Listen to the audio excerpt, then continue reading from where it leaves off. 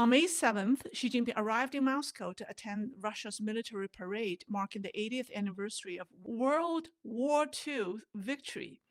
On the surface, this looked like a grand diplomatic moment. Western media framed it as proof of an unshakable China-Russia alliance, one that can stand firm against U.S. pressure. And the New York Times ran the headline, Putin and Xi rebuke U.S. and vow to strengthen ties. And Reuters went even further. Friends of steel, Xi and Putin pledged to stand together against the U.S. But are they really friends of steel? My take is a little different. But let's start with what Xi Jinping didn't get from Putin, because that alone tells us everything. So on evening of May 7th, Xi Jinping landed in Moscow. According to Xinhua News, this was his 45th meeting with Putin in 13 years. Now, that's nearly 4 times a year if you exclude the COVID years when Xi Jinping didn't travel overseas. They're supposedly best buddies. That's what Xi Jinping calls Putin. At the airport, Xi Jinping issued a written statement, quote, "In the face of a turbulent and intertwined international situation, China and Russia will join hands to oppose hegemony and power politics." That was a thinly veiled jab at the United States and a clear signal that Xi Jinping came to Moscow with the hope to rope Putin into confronting Washington together. And the next day, China and Russia held small and large-scale talks for, I think, a total of 7 hours. And Xi Jinping said both countries should, quote, "stay the course on cooperation and resist external interference." But Putin didn't echo that tone. Instead, he emphasized that the Russia-China relationship is based on equality, mutual benefit, respect for each other's interests, and sovereignty, and is not directed against any third party. Translation: Putin wasn't about to join Xi Jinping's anti-U.S. crusade, and Moscow wants China's money, not its battles. While Putin wasn't interested in picking a fight with the U.S., he was more than happy to talk business with Xi Jinping. In his speech, he talked extensively about economic collaborations. So he highlighted that in 2024, trade between U.S. and Russia hit almost $250 billion.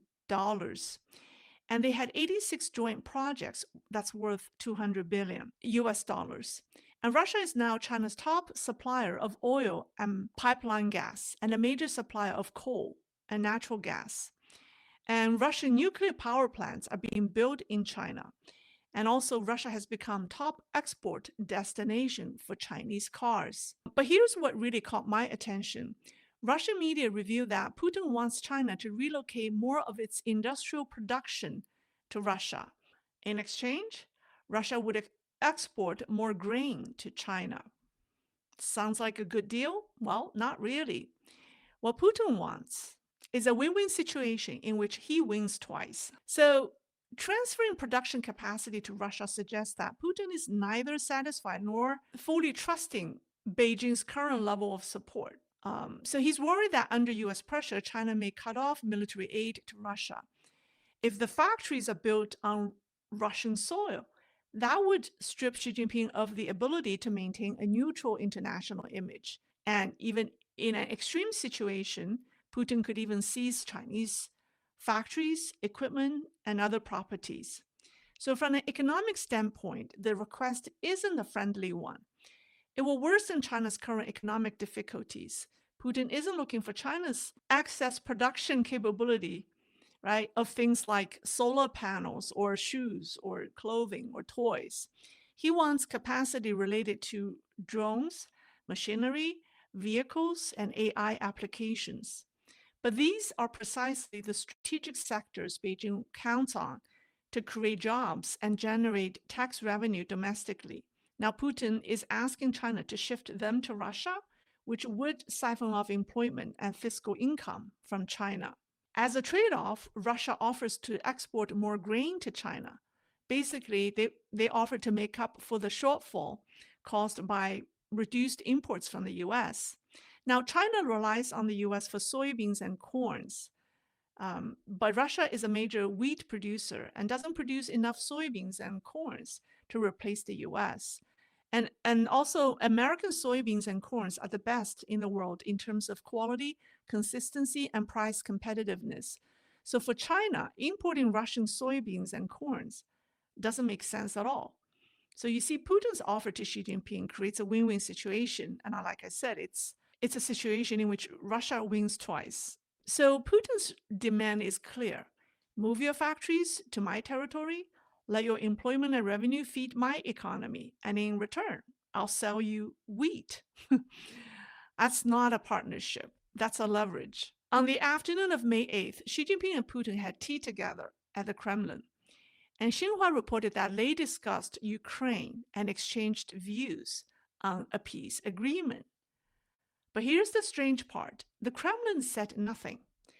There's no mentioning of Ukraine, no confirmation that the topic even came up. And the silence says a lot. Russia likely wants to keep China out of the Ukraine peace process and deal directly with the U.S. and NATO. Even during formal talks earlier the day, they didn't mention the war. Neither side mentioned the war. And also, after the meeting, Xi Jinping and Putin did face the press.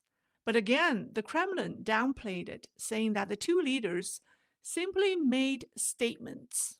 And in Putin's statement, he stressed that the two countries, quote, pursue independent foreign policies.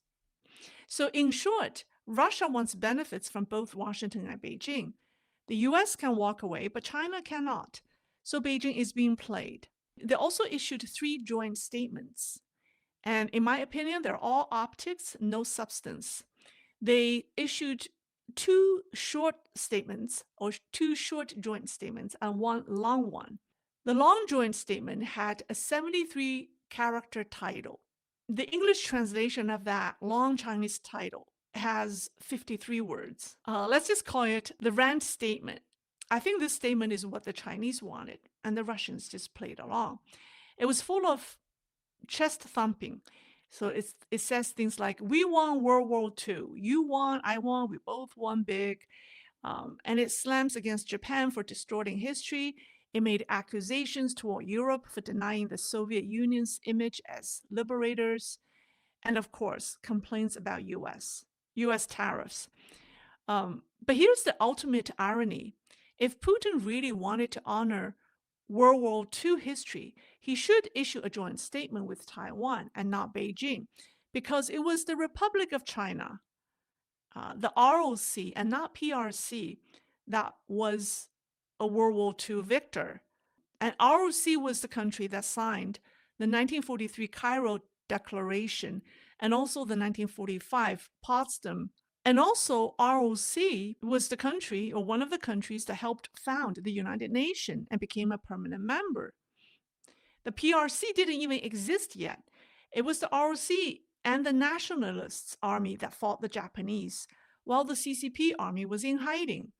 So for the CCP to claim the credit of World War II victory is a joke. But anyways, the 2 shorter statements were not signed by Xi Jinping or Putin. The representatives did. So what do we really get from this summit? Well, I think there's red carpet, a fancy parade, and a bunch of symbolic documents, just like Xi Jinping's visit to Vietnam recently. The host put on a good show, signs a stack of papers, and let the world believe that the visit was a diplomatic triumph. But beneath all the pageantry, the truth is, I'm afraid, this. Putin wants Chinese factories and money, but not Chinese fights. He gave Xi Jinping nothing on the U.S., nothing on Ukraine, and nothing of real strategic value.